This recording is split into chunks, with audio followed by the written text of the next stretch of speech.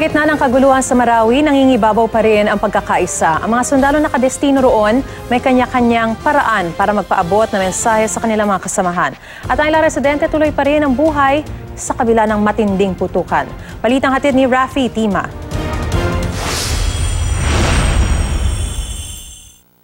So far, so good.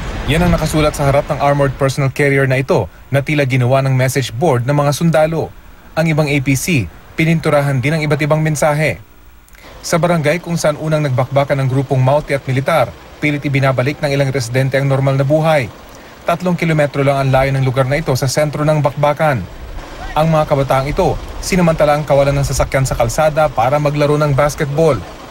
Ang dalawang magkatabing tindahang ito, nagbukas na kahit tuloy ang putukan.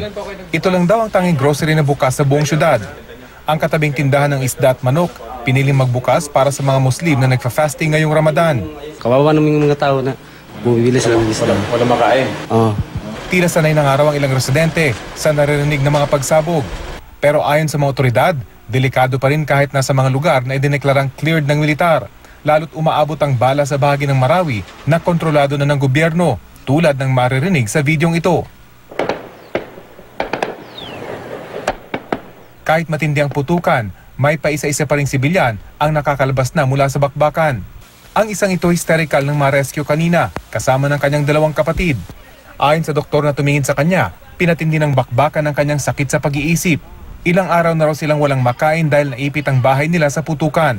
Sa Iligan City, isinugod ang mga napasabak sa matinding bakbakan sa 16 na sundalong isinugod sa Adventist Medical Center. 2 ang kritikal.